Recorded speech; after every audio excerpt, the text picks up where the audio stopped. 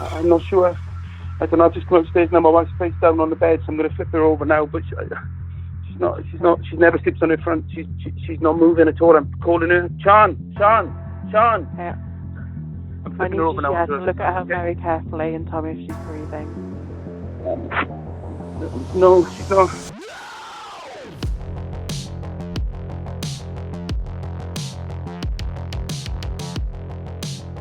The question is, were you convinced by the 999 call that you just heard? Gonna be honest, it's one of those that instantly made me think, I don't really believe this guy. Today's case is one that really makes you question everything about relationships.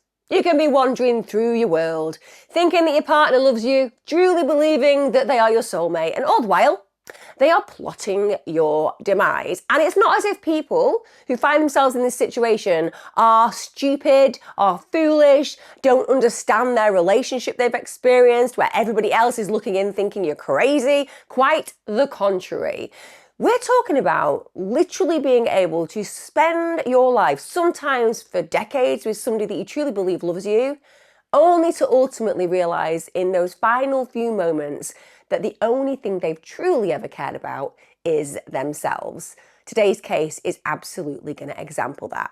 For those of you who are new to my channel, I release 2 videos full length a week here. And also, for those of you who follow me on YouTube membership and Patreon, you get other full-length content. So if you are interested, you can always bob over and have a look at what goes on behind my paywalls. Also, to everybody supporting me here, regularly coming back, if you do happen to watch and come back and watch more, why don't you subscribe, get your notifications on, give me a like. Apparently, my son, who is young, unlike me, because I'm 604 years old, he says that's really important for the algorithm, and it would be really nice to get more views and more subs because it means I can make more content. I'm a bit obsessed with making content. I make a lot of content and I want to make a lot more. So let's kick off with today's true crime case. So Monday, the 30th of October 2023 is when emergency services got that call that you heard at the top of this particular video. Now, they were called by Robert Hammond, and they were called to his house. This is where he and his wife Sian lived. Now, understandably, on that phone call, he is acting, shall we say, in a distraught manner. He seems to be trying at least to listen to the instructions of the operator. But as we all know on this channel, what you hear isn't always based in truth. So let's talk about Robert Hammond, or Robert James Hammond, which is his full name.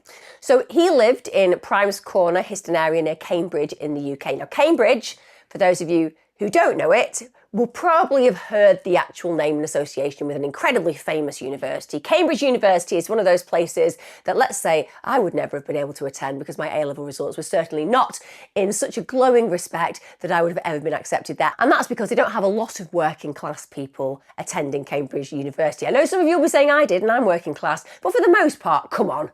They even have separate accommodation for people who've come from Eton School, for example. So it's very beautiful. It's relatively middle class.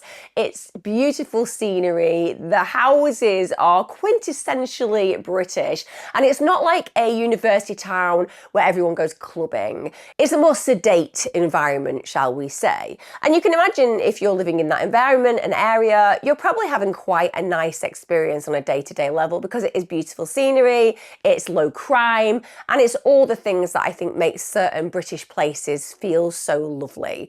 Now, at the age of 18, Robert marries Sian Hammond.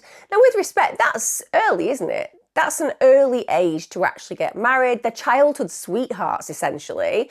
And it was soon after this, Sian graduated with a BSc honours degree in biochemistry. So she's a smart cookie, and she ends up working in scientific research. They then go on to have 2 daughters, Katie and Lauren, and I suppose they fall into quite traditional roles at that moment in time. So Sian gives up work, she chooses to look after her children at home and make sure that they're being given all the opportunities possible to spend time with her. Now, by 2023, obviously times have moved on, and Sian and Robert have been married for almost 30 years. So just hold that thought. 30 years, guys. 30 is 3 decades birthed 2 children, been with this guy, Robert, for a very, very long time. So you are going to feel an absolute level of foundation, stability, connection. You have been together for a huge amount of time. You look at your partner and you think, I know you. Now, I get it. Not everybody out there will have that experience, because you will have gone through years with somebody and then realised that they're a con artist, or they've done horrible things in their private lives that you didn't know about. It happens. But for the most part, when we haven't gone through those highs and lows and horrors and tragedies, we look at our partner and think, you know what? I get you. I know you, to the degree where I feel a level of comfort. And of course, ultimately, we never truly know anyone. Most of us don't even know ourselves, myself included. I surprise myself regularly. I think I know what I think I know what I want, I think I know how I'll be and act, and then something happens and it capsizes that reality. But you can understand that Sian is going to look at her husband and think, he's a good guy. Now, at this point, Hammond was 47, Sian was 46, and they'd done well. They had built a really comfortable life together. They'd worked hard. So Hammond was running a mortgage broker and also a financial advisory business that was named Hammond Mortgage Services. And Sian, she was principal and director of Lime Tree Financial Services. So together, they actually ended up making sure that they'd invested their money appropriately. They owned a number of properties. This was in addition to the main family home in Prime's Corner. And that's when you feel like you've arrived in life. You know, we're talking pre-50 years of age here. And I know for younger people who are listening to my channel, who are maybe 16 to 20, the idea of being 50 is something that will remind you of what it will be like to be a corpse. Because when you're younger, anybody over the age of around 30 is nearly dead. And I'm not trying to patronise anyone there, I'm just putting it into context. In fact, if you want me to evidence why this feels so present for me, it's because they did a bit of research recently where they asked young people to describe who they thought would be considered old. For those of you who are my age, just strap in. And the young people said that if you were born in the year 2000, they considered that you were quite old. There was one person who said 1999. Now, I'm just going to throw it out there. To me, people born in 1999 are mere children. But what I'm saying is, even though to younger people, the age of 50 might seem quite old, for people of my age, it's just the brand new 30. And if you are getting to a place in your career that's doing well and you've managed to achieve things like having some rental properties or investing in a pension plan even, something I've not achieved yet, the reality is you're doing well, and they have done well. And both of the children that they brought up, so their daughters, they've done really well as well. They've obviously had a hell of a lot of investment in bringing the children up. They've cared deeply for them. They've made sure that they've had every opportunity possible. So even the girls had both committed heavily to things that they were interested in. So they swam at national level for Wales and England respectively. So this is a family of go-getters. This is a family of work harder. These are a family of people who together are seeming from the outside to have really done what so many of us wish to be able to do with our lives. And they've done it together in a loving, committed, connected relationship. They also had 2 dogs, Bailey and Kai. So you're looking from the outside in and thinking, they have got everything going on. This is a great life. It's enviable. They would go on a holiday frequently. They'd actually recently bought a holiday home in Norfolk. They'd redecorated it. So they were living things in their lives that so many of us dream to live. And with respect, this looks like the most incredibly successful family. Now, like I said, they've supported and assisted the daughters throughout their lives in these sporting achievements, in their academic lives. They also were said to have this incredibly large circle of friends. And both Sian and Hammond were really well respected in their community. They're really well liked. So ultimately, you can imagine when this very young woman, because she's incredibly young, she's in her mid-40s basically, when news gets out that she's dead, it's blindsiding for everyone. This happens at approximately 1:50 a.m. on Monday the 30th of October. That's when Hammond called 999. He relays that he's found his wife face down on their bed. She isn't breathing. He then tells paramedics that he'd actually seen her just 30 minutes earlier. She'd seemed perfectly well at that point, but then he'd realised something was wrong, and then he'd contacted emergency services. And when you are listening to that 999 call, one of the things that is noted is that the person who's operating that phone call is basically going through how you perform CPR on Sian, how he can look after his wife in those moments. He then says during that phone call, she never sleeps on her front, she's not moving at all. I've been calling her and calling her. Now, everybody reacts differently in traumatic moments. Psychologically, we all believe that we have a temperament, and some of us believe that in a moment of trauma we'll just fall apart. Some of us believe we'll be ultimately very strong. I guarantee it does not matter who you are. Until you're in that moment of trauma, you do not know. Take it from somebody who's been in the most horrendous moment of trauma, and I am the go-to for everybody in my life. And I love that. I love the fact that when there is a problem, everybody comes to me and I find a solution. I love the fact that when people are dealing with really high level traumatic experiences, they know that I'm going to be able to create a scenario where we reframe it to a point where they can cope. That's what I do until it happened to me. And then I became a jelly that dissolved all over the floor. It happens even when you think you know you've got it all together. So we can forgive him ultimately for sounding a little bit odd on this phone call because he's dealing with a moment of high trauma. However, the language is weird. So saying that she doesn't sleep on her front, strange. That's not really something that is contextual with, I think my wife's dead. Saying that she's not moving at all, again, we can acknowledge that that's a description of the fact that she is in a particular state that is deeply concerning. But the fact that he's saying, I've been calling her, and then he's calling her, that isn't what you're usually like when you think somebody's dead. Because ultimately, if they seem to be in either a coma or in fact deceased, the calling isn't going to be an effective remedy anyway. And there is just something a little bit contrived about the way he sounds. From my personal opinion, looking in, you may disagree, and that's absolutely fine, but certainly I just find it contrived. I don't find his desperation present. And like I said, some people ultimately say, well, trauma responses are different per person. I get it, but it just doesn't sit well with me. The first time I heard it, I just didn't feel there was a authenticity about it. Now, the paramedics get there relatively quickly. They're at the home at 2:06 a.m. and they try hard. So 8 medics attempt to save Sian, but unfortunately she's too far gone at that point and she's pronounced dead at 2:35 a.m. And they did a lot of CPR efforts, so they made absolutely sure that there was no sign of life and no opportunity to return life before they called her deceased.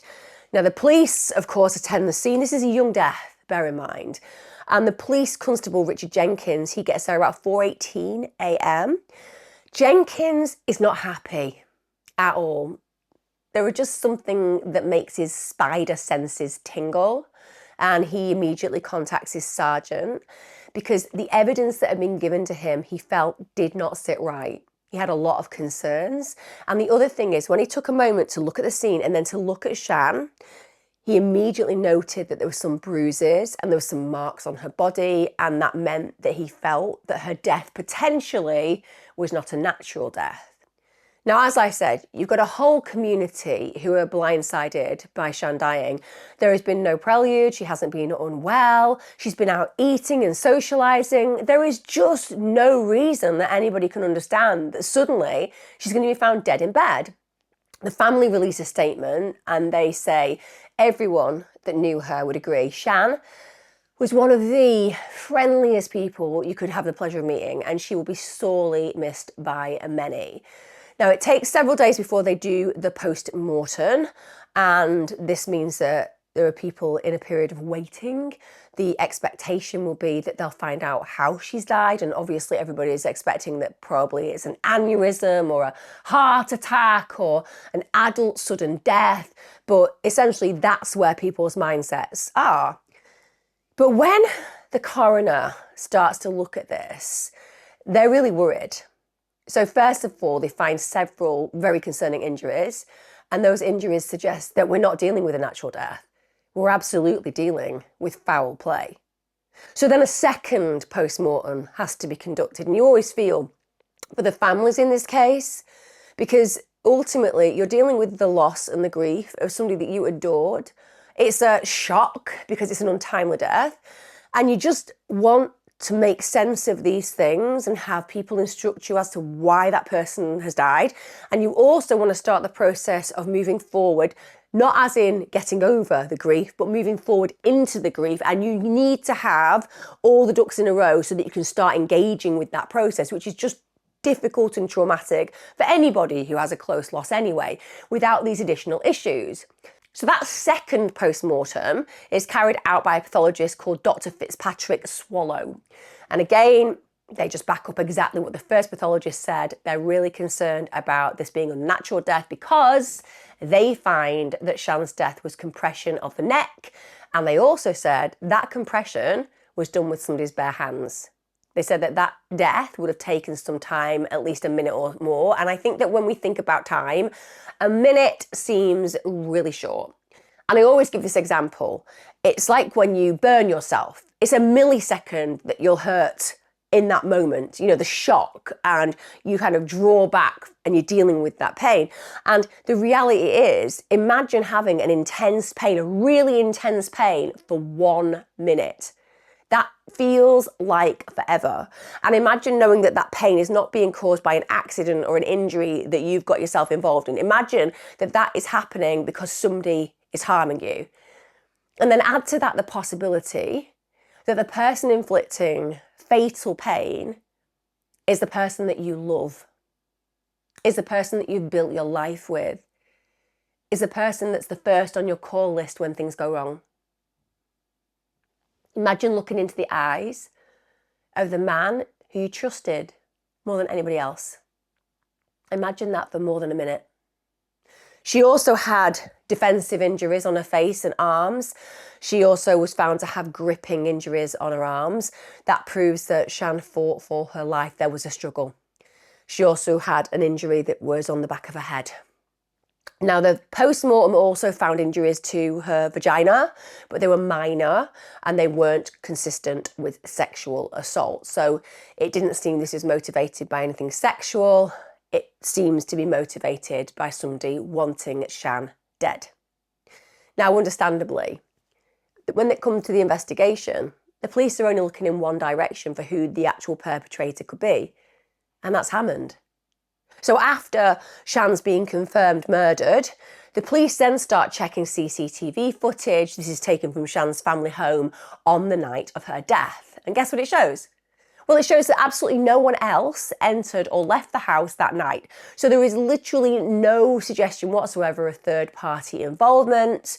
And also, that weekend, Sian's children had both been away, and that meant that Hammond had the opportunity to kill his wife, and she was the only other person in the house with him, meaning that when it comes down to suspects, there is only one.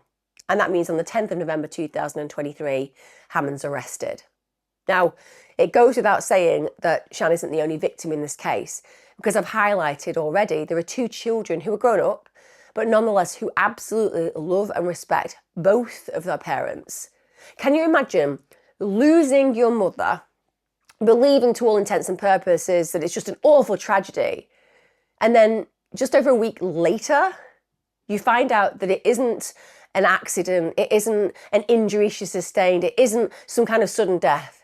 It's actually death by the hands of the man that you love, your own father. I can't even imagine how they start to process that, or even if they can begin to believe it.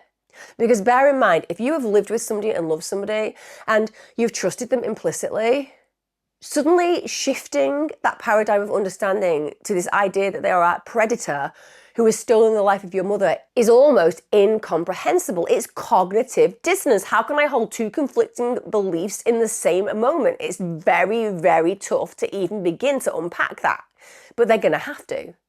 Now, they do a timeline of the weekend that Sian died. Turns out that most of the weekend was spent in really normal, happy family activities. So, like I said, both of Hammond's daughters were away from home at this point. But what Hammond and Sian did was spend some time in the office. They then go for a meal with friends on the Saturday night. On the Sunday, Hammond ends up taking one of his cars to the garage to be repaired. Then they have a meal together between 4 and 5 p.m. They spend some time in the gym, they watch TV, and then later in the evening, they have sex. So Sian is clearly of the mindset that this man loves her. She's clearly in a trusting relationship where she believes intimately they are connected. But almost immediately after she has sex with her husband, he brutally strangles her to death.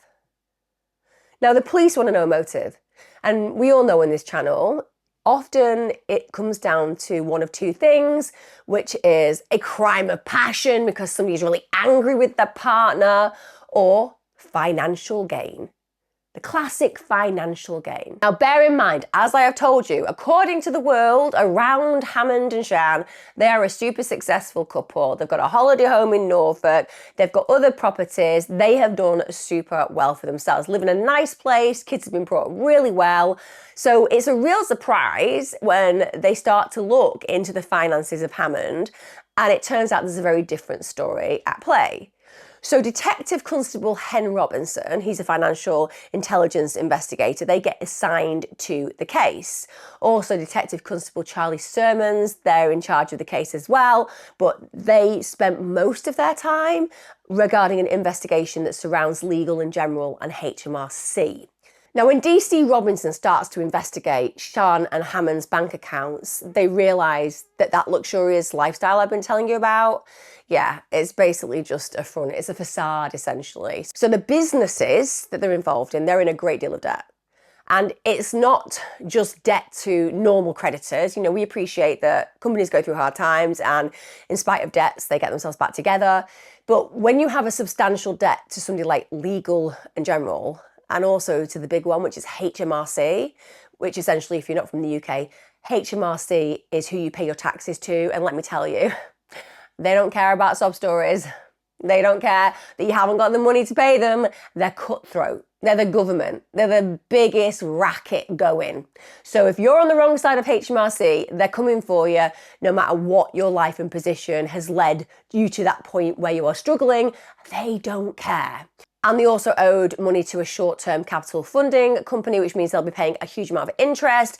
And they also had outstanding bounce-back loans. Bounce-back loans are what were created by the government when we went through COVID. And obviously when you were self-employed or a limited company, you needed to find money because essentially nobody was letting you do your job because they closed the world down. So they would give you up to £50,000 depending on what your company was bringing in. But also again, they want that money back. It's as simple as that.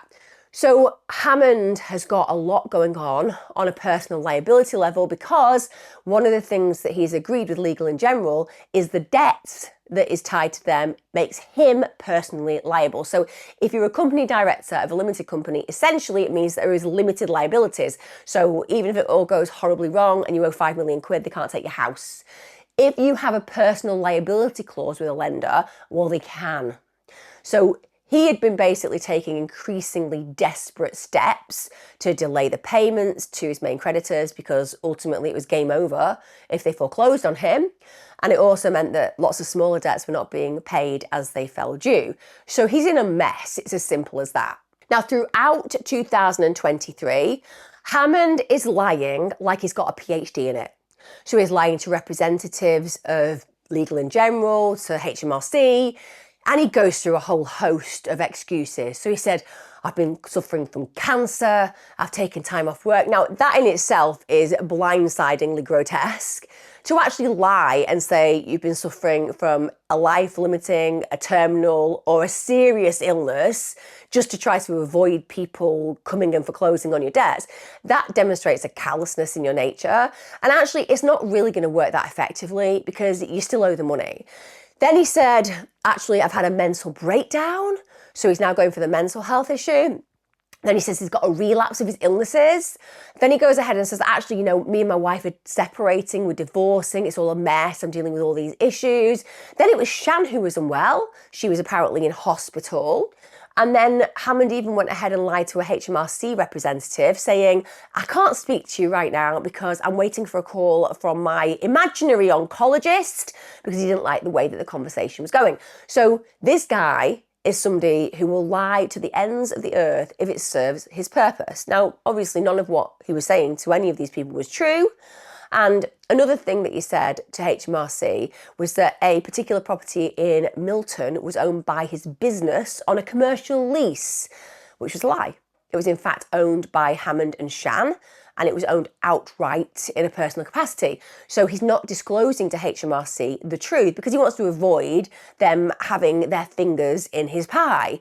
Now, the reason that he did that specifically is he wanted to obtain a VAT rebate from HMRC for the costs of its renovations and work. So VAT is an additional cost when you earn going on for over 90,000 as a business, and it means that you have to pay VAT and you also claim VAT. So it's a really weird tax where you charge others and you hand it to the government, so you don't necessarily lose very much. But obviously, if you have works done on a personal property, you can't claim anything from them because it's your property. You're benefiting your own property. So he lies and says that basically they're renting that property, they've done all this work and he wants the cash back. So it's just constant financial fraud. He also told Legal and General that that property was being prepared for sale. Why? Because he was obviously suggesting that when the money came in from the sale, they'd be able to pay the debts. Now, it wasn't at all, but essentially these are the lies that he's telling.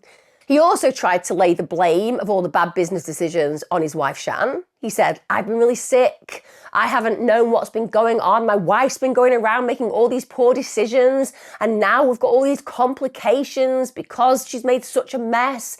And then he even adds in that because she's done such a bad job, they're going through this divorce and now he can't sell any of his properties to pay off the debt because they're in this mucky situation where financially that all needs to be dealt with in a consent order whilst they're divorcing.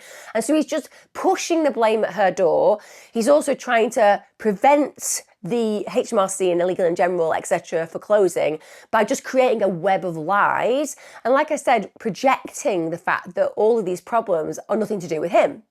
Even the day after Sian died, his wife of 30 years, he continues to lie to Legal and General.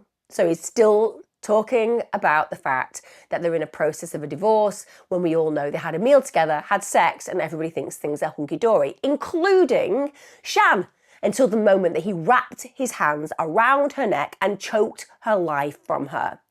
Now, Hammond's financial problems were really problematic at this point. They'd all been coming to a head around the end of October 2023. So first of all, HMRC aren't stupid. They know when you are defrauding them. And they have a hell of a lot of information that you don't know that they have about you, which is why, even though paying taxes and VAT can feel a little bit upsetting, do it, because otherwise you're going to end up with a very big bill and they want their money straight away. So he'd been told by HMRC that his claim to recover VAT had been refused, and also he owed HMRC a total of £80,000. So he's realising at that moment in time, listen, I am reaching the end of the road. Bear in mind, he also owed Legal and General £190,000 and more. He did have, to be honest, some cash reserves. He had equity in property that he basically jointly owned with his wife. So all he needed to do, it's as simple as this, is to accept that this money needs to be paid back. Therefore, he needs to sell some of the properties, also get the cash reserves, and the truth is he would have absolutely have had enough to clear his debts. But he doesn't want to do that. This is a guy who doesn't want to give up what he has actually created and what his wife has created. And his mindset, this is his. And come hell or high water, he's not going to let it go. So Detective Constable Karen Lunn, she's the person who gets put in charge of reviewing Hammond's phones and computers because understandably they're going to do a digital footprint, they're going to look at searches. Even when somebody believes that they've got the recipe for murder down, chances are they're going to have messed up on some of the searches that they make on their phones. Now on the Thursday, 26th of October, it turns out that Hammond had used his laptop to search how much diazepam would you need to overdose? Now, bear in mind, I do appreciate that's not incriminating enough. For example, he was dealing with financial pressures. He was looking at potentially losing things that were important to him. Many people at that point contemplate their own demise. It turns out that Sian was taking diazepam from time to time, so people could argue, well, he was thinking about ending his own life. But what Hammond did know was that Sian would absolutely be taking diazepam that very weekend. And the reason for that was it turned out she had a really big fear of flying. And it wasn't just her flying. It was if anybody that she loved was flying, that concerned her greatly. One of her daughters was going to be flying home from Switzerland that weekend. So understandably, she feels the need to relax. We get to Sunday the 29th of October. This is just before noon. Another search that Hammond conducted was about how to disconnect the passenger airbag on a Ford Focus. Now, he was looking for the specific age of the car as well because he wanted to make sure that the model was the correct model. Now, one of the family cars was absolutely a Ford Focus of the same age, and sometimes Sian was a passenger in that car. So that sounds to me like he's thinking about creating, shall we say, a fortunate accident for him, where Sian is killed in a car crash and no one's going to be looking at you and saying, well, you turned off the passenger bag. That's just not how investigations go where road traffic accidents are concerned. If he could create an accident that looked like it had actually been real as opposed to just contrived, maybe he could indeed get away with murder. Now, the night of the 29th of October 2023, another thing that they are able to get data from is the heart rate data from Hammond's Whoop fitness app. And that actually shows a period of activity lasting around 20 minutes at the same time that Sian is being killed. So this is not looking good for Hammond at all. But I guess on top of all this very obvious picture that is being created by that information, there's also the life insurance policy detail. Just 4 days before Sian's death, Hammond went ahead and paid arrears on her life insurance policy. That's right, it was in arrears. And we all know that if you're in arrears, no one's going to be paying out. That policy was worth £450,000. That meant that as Sian's widower, Hammond stood to gain 450k. And that meant he could easily wipe out his debts. He wouldn't have to sell any of his properties. Also, Hammond was really keen after Sian's death to ask when he would receive a death certificate. And we know why, because you need to get that death certificate before you claim life insurance. Now, again, everyone responds and reacts differently when they're going through a period of grief, but I have never yet, in my years of working therapeutically with people who are dealing with the most horrific losses in their world, had them go, you know what I really need to do the day after my wife, husband, child has died? I need to figure out where that insurance policy is and make sure that I get the death certificate ASAP so, you know, I've got all of this financial opportunity ahead of me. That's not where people's heads are. In fact, that admin stuff is incredibly debilitating and challenging for people because you just don't want to deal with it. Hammond doesn't seem to be suffering from that kind of experience. So no, he's very, very quick to want to make sure that the insurance company know that the arrears were certainly paid. And of course, that the death certificate is coming so that he can get his grubby hands on that big pay packet. Now, a few days after, this is on the 6th of November 2023, Hammond literally asked a representative from Legal & General if he could obtain a reduction in the interest of his debt if he pays off the arrears in a lump sum from the life insurance payout. So again, this is days after he's lost the apparent love of his life and he's trying to figure out the most effective interest-wise way to pay off his arrears. Why is he thinking in this manner? Surely the only thing he's thinking about is Sian, the fact that she's dead, and the fact that he's got 2 daughters who are going to be devastated. Now we get to the 11th of December 2023. At this point, he's been charged. He ends up at Cambridge Crown Court and he enters a not guilty plea. Of course he does. Hammond isn't going to go down without a fight. Hammond doesn't care that he's going to have to put his kids through a horrendous trial. At the end of the day, he wants his cash, he wants his properties, he wants his life to continue. He wants to get away with murder. Now, the judge listed the trial for 2 weeks, so that's how long they expected it to last, and it was to begin on the 17th of June 2024. So we get to the 17th of June 2024, where it's heard at Cambridge Crown Court. The judge who's presiding over the case is John Kavanagh, the prosecutor is Christopher Paxton, and the defence is Karim Khalil. When it comes down to the prosecution, I would say they have an excellent case. So first of all, they bring in the air ambulance doctor, Abilius Wong.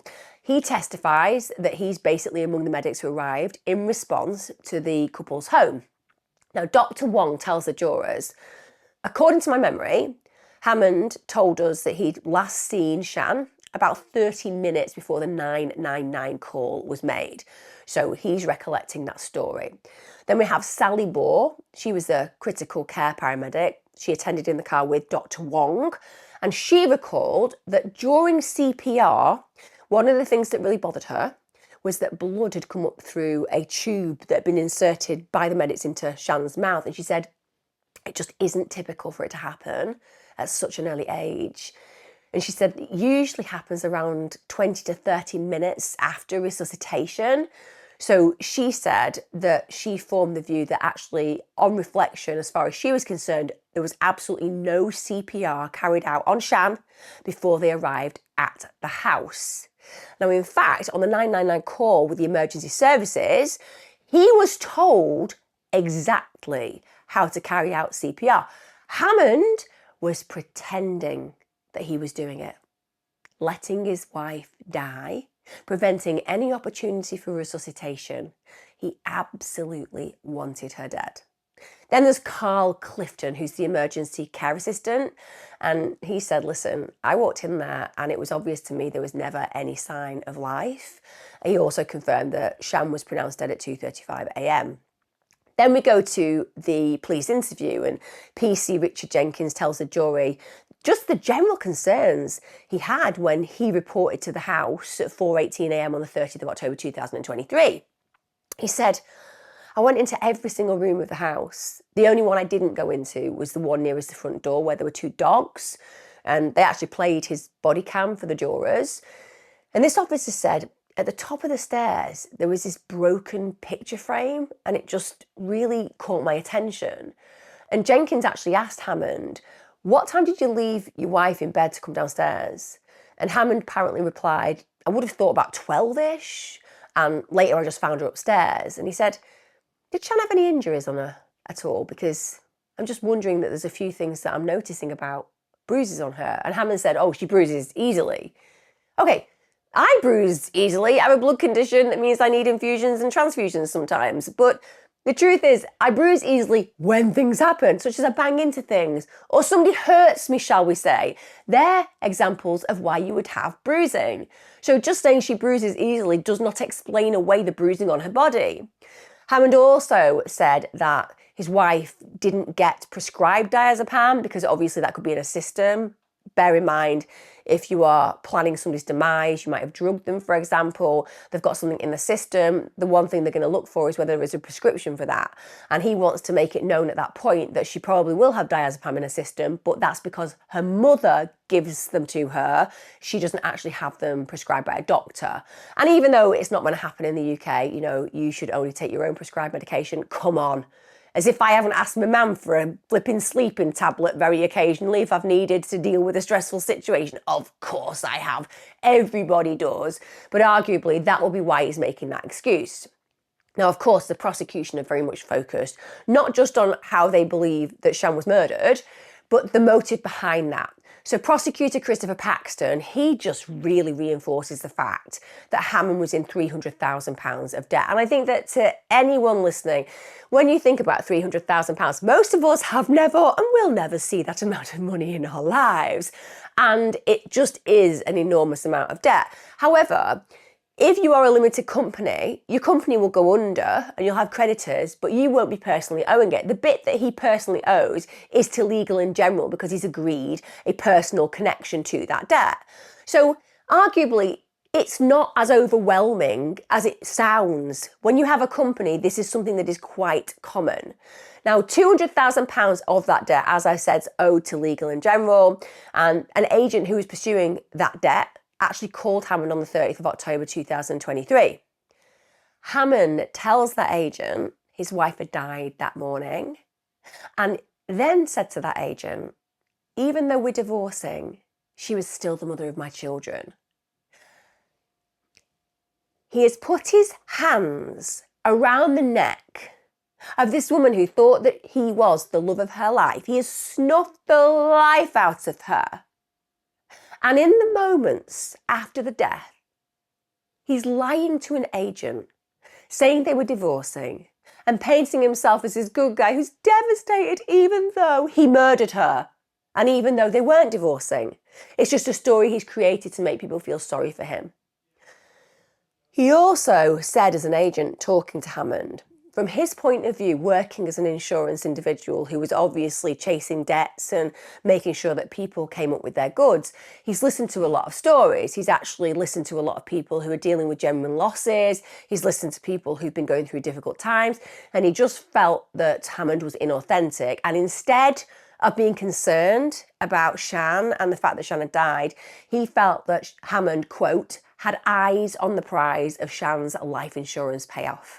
And I think that that's very telling. Like I said, now I do appreciate that most insurance people don't want to pay out. I get it. At the end of the day, there is nothing more annoying than when you've paid for a policy and people won't give you what you think you're entitled to.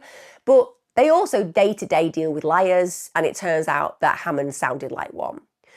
Now, even though I've told you about the debt that Hammond was in, and indeed it wasn't just his debt, it was Sian's as well, one of the things that came to fruition was that she was not aware of the financial situation. So Hammond actually told the jury a lie and said that she was well aware of the financial situation, said that she'd agreed upon the strategy of lying to Legal in General, to lying to HMRC, but people who knew her said absolute rubbish. She could not handle stress. She had an aversion to stress of an enormous level. So it's highly unlikely that Sian knew about any of these debts or any of these issues until literally the weekend of her death, or at most, very shortly before it. Now, Sian wasn't somebody who dealt with the financial side of their businesses. She wasn't aware of the predicament the family was in. And actually, it was shown that Hammond was the only one who dealt directly with Legal in General and HMRC. And lots of us in relationships have those splits, right? We all have roles in our relationships. I am the person who deals with the finances in my life.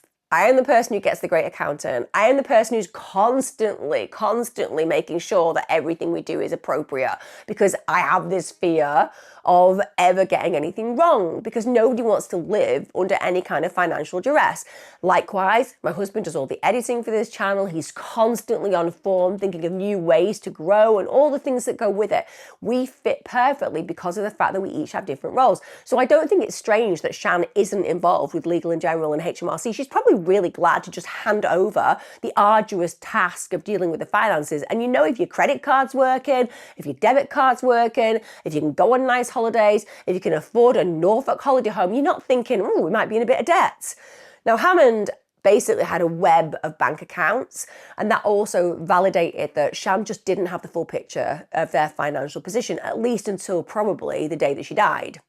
As far as she was concerned, everything was going well. They had frequent holidays, she was enjoying her life, they were going out for meals, and she had given absolutely no indication whatsoever to any of her friends or any of her family that there were any pressures they had financially. And again, that is not what would happen.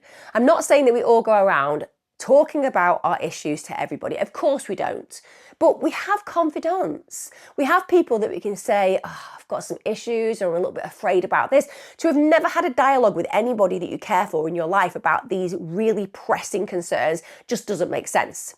Now, the prosecution said that another thing that really paints that picture as to why it was not believed that she was aware of all these financial concerns was she had a literal severe aversion to stress.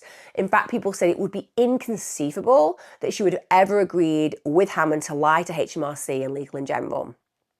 People, however, who had seen their marriage from the outside looking in, were really struggling with the fact that Hammond could potentially, in their minds, have murdered his wife. And in fact, the defence, they went down the line of, listen, this is ridiculous. Hammond and Sian had this incredibly happy marriage. Their defence lawyer, Khalil, said Hammond and Sian were a wonderful, loving couple and they were devoted to their children. Talked about the fact that they were childhood sweethearts, also said that the medical evidence would show there were no signs of a crushing injury on Sian at the time of her death. I think it's really interesting that the defence decided to go down that road, because Khalil is basically creating a black hole that they're going to fall down. Because if there isn't a crushing injury on Sian, then a pathologist won't find a crushing injury on Sian. And also bear in mind there's been 2 autopsies to validate that there was a crushing injury on Sian.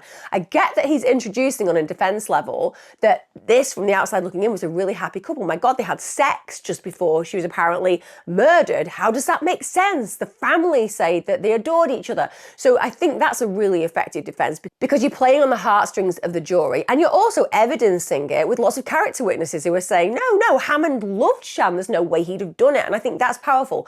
But to actually say to a jury, listen, you're going to find no sign of a crushing injury, and then there is, that's going to not just dislodge your defence, it's going to call everything you're saying in that defence into question. And that destabilises any opportunity I think you're going to have as a defence barrister of proving your case. They basically go down the road of, listen, there are alternative reasons that she died. She could have died of natural factors like a cardiac defect or an epileptic fit, said that she could have had a seizure that hastened her death. But bear in mind, that's a bit like saying, listen, she could have died of natural causes, an aneurysm, a heart attack, sepsis, some kind of bizarre disease we've never heard of. Or maybe it was aliens, or maybe it was because she fell off a cliff. Because the thing is, you can say all of those things, but you know what you're going to need? You're going to need a little bit of physiological evidence, evidenced by a pathologist, for example. And of course, when they're bringing in all these alternative potentials, the people who actually dealt with Sian's body said absolutely no evidence for this whatsoever. So Dr. Fitzpatrick Swallow, who was called, said Sian's death was not a natural cause. There was no contributory factors. What happened to her was she was murdered. Bear in mind as well, the defence really destabilise themselves further because they don't put forward any medical evidence in support of any suggestion. So they haven't even been able to get an independent witness to testify that maybe that is a possibility. And that's a disaster. You can't go into a court of British law and not actually give evidence to the point you are trying to prove. Otherwise, I could just be stood in there going, it was 100% a road traffic accident. It can't be proved. So unless it can be, don't bring it in.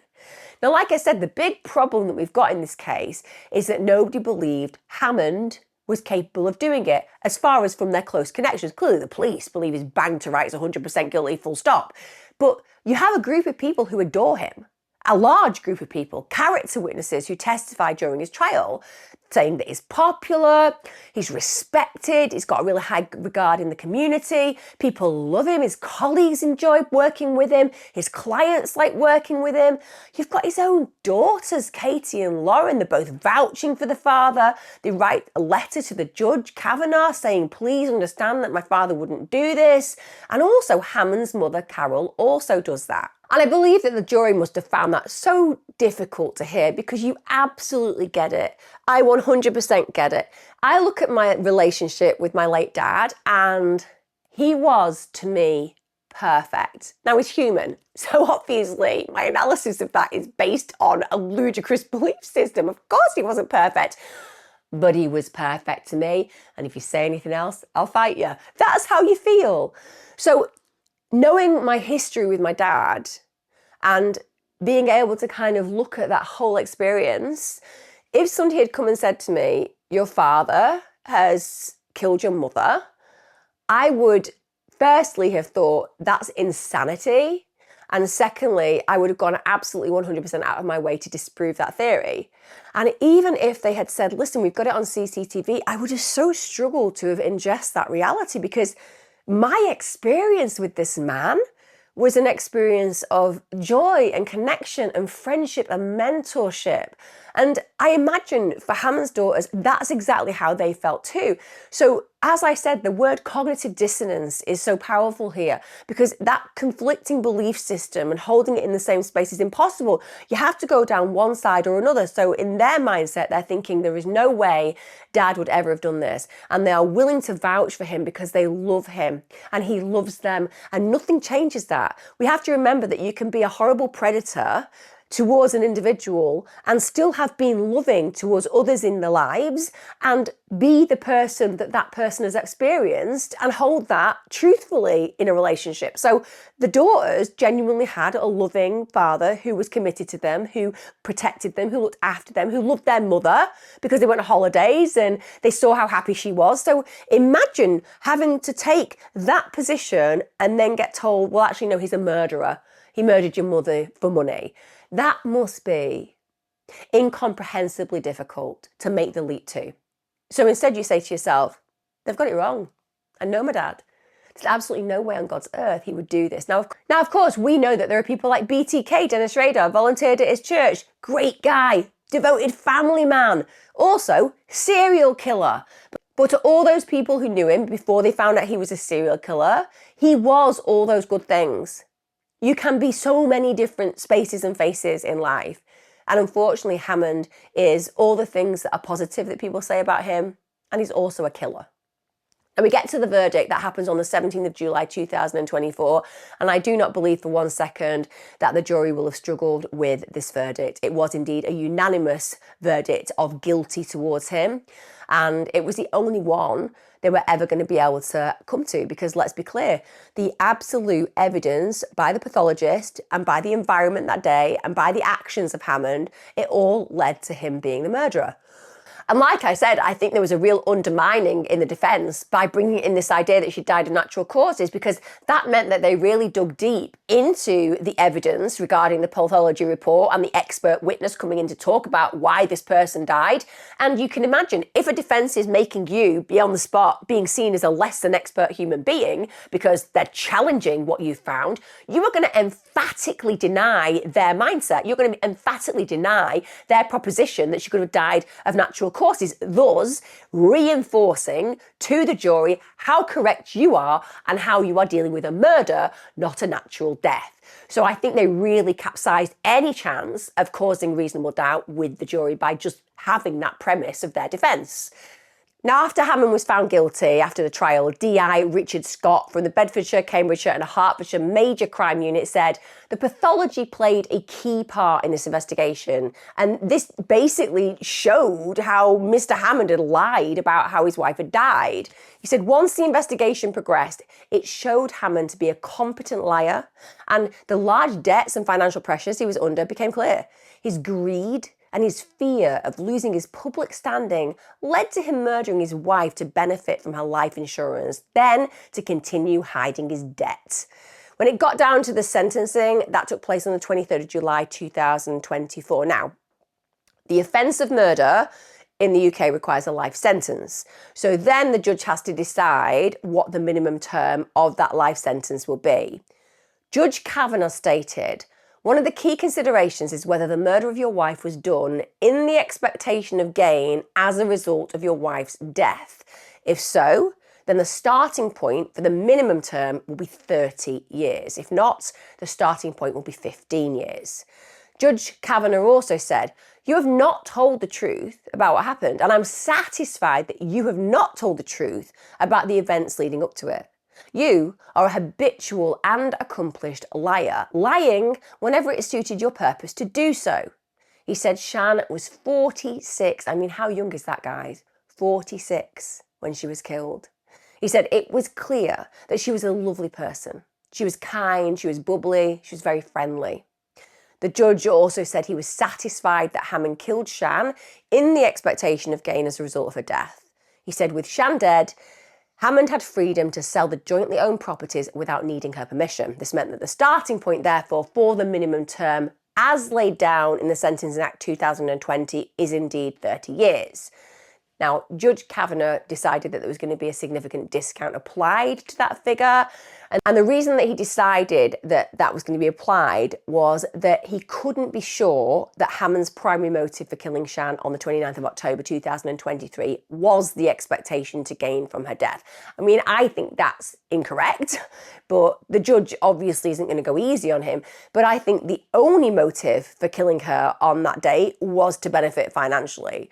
The judge said, it was clearly part of your motivation, because he researched killing her via the overdose of diazepam or crashing the car while Sian was a passenger and the airbag was disabled. He said, basically, if he'd used either of those methods, then it would have been clear that the murder was planned. He said that would have meant that your primary motivation was cold-bloodedly financial. But he said because Hammond killed his wife, basically after a weekend of usual family activities, he said it happened more or less on the spur of the moment. It is not possible to be certain of the immediate trigger. So basically he's saying, they could have had an argument. That could have been the thing that triggered it. But I call BS on that. He said, as Sian is unable to give evidence about it and your evidence cannot be trusted, he therefore decided that the potential financial advantages from Sian's death provided some, but not all, of the motivation for the killing. I think we can all agree it was the motivation for the killing. Also, this idea that it was just spur of the moment, I don't believe that for 1 minute. He'd been creating a web of lies for a long time. He'd been telling people that he was divorcing his wife. He was blaming Sian for all the misgivings in the company. This is something that was premeditated. He just had to find the moment and opportunity. The likelihood was that they had sex. She was in a comfortable position. She believed that everything was all right. And the next minute, this guy is choking the life out of her. Now, the aggravating factors in this included the degree of planning and premeditation, the abuse of a position of trust. Bear in mind, that's her husband of 30 years. She's going to be able to trust and love him. Also, the domestic setting of the murder. The judge said it must have been particularly terrifying and horrifying for Sian to be attacked in her own home, indeed her own bedroom, by the man she loved and who, above everyone else, she should have been able to expect would protect and care for her. He said that John was vulnerable. She was a small woman in her pajamas, in her bedroom, while Hammond is a 16-stone man. Also, an aggravating factor was the sustained nature of the attack, which was obviously evidenced by Sian's crushing injuries. The fact that it was an intimate and close-up nature of strangulation, he said that in itself makes the murder cruel and painful for Sian. Then you've got an aggravating factor of the impact upon Hammond's children, losing their mother, the father going to prison. All of these things show an egocentricity and a selfishness that really does evidence the kind of character Hammond had. Now, also, Hammond wasn't suffering from any mental disorder. He didn't have a disability. But one of the things that was in mitigation was, of course, he had previous good character. He didn't have any previous convictions or cautions. There was no history of violence. So there were also a large number of character witnesses testifying to that and saying he was a great guy. Sian's mother and sister, Janet Llewellyn, and Lisa Smith, the sister, sent Judge Kavanagh a letter to actually ask for leniency in Hammond's sentence. Now, I don't get that. I think this family just must be a really nice family who just cannot believe he's capable of killing. But I would not write to a judge asking for leniency if somebody had killed my child. Maybe it is just that they cannot believe that he's capable of it. Now, when it came down to the verdict, Hammond was given a life sentence with a minimum of 24 years, minus 253 days. That was to take account of the time he spent on remand. When he was given that sentence, he showed literally no reaction. There was just no emotional reaction in that moment. He did blow kisses to his family members in the public gallery, and then he got led to the cells to begin his very long sentence. But it very much sounds like, in spite of what I've told you, the family are really struggling to come to terms with the idea that he is truly guilty. And even if they have a suspicion that maybe he is guilty, their history and experience with him is something that they cannot eradicate, they cannot remove. They know this man, they love this man. They believe he is a good human being, even though he acted in a very malevolent way in those moments. Maybe that's the way that they managed. That there's the part versus the whole. And when they look at him as a whole, they want to still believe in him. If they look at him in the part, he's just an absolute murderous monster who killed for financial gain. But they have a whole lifetime of experience with him, and it's impossible to reject him fully and abandon him fully. Like I said, everyone responds and reacts differently. But the big question I have is, what about Sian? Where is Sian in this? Where is the mother to her children? Where is the woman who trusted this man and was brutally murdered by him? Where is her legacy? If everybody just wants to forgive, accept, or disbelieve what happened to her, who is actually speaking for her voice? And that worries me, because we're talking about a woman being domestically abused and killed. Whether that was something that happened behind closed doors, which we don't have evidence for, but let's say it did occasionally happen, we don't know. But what we do know is ultimately it happened at the end of her life. She was sadistically murdered by a man that she loved. We can't minimize that. There's nothing to mitigate that, no matter what stress levels there are financially. She deserves to be seen as a victim. And if he is seen as a victim, we essentially remove the reality of what happened to her. I've looked at this case. I have no doubt whatsoever that Hammond is the person who wrapped his hands around her neck and killed her. The call itself was enough for me to believe that there was something going on and there was something wrong. And then the evidence is compelling and obvious. And yet somehow still, it feels like Sian has got lost in this story where people's perception of Hammond override the horror that she endured. I hope I brought her back into full focus. I feel total empathy and sympathy for the family members who love her and him. But this is Sian's story. And this is Sian's legacy. And he deserves what he's getting, whether they support him or otherwise. He killed his wife for money. Instead of just selling off some property, acknowledging the debts, being honest with people that he loved. It was easier to kill a woman who'd spent 3 decades with him.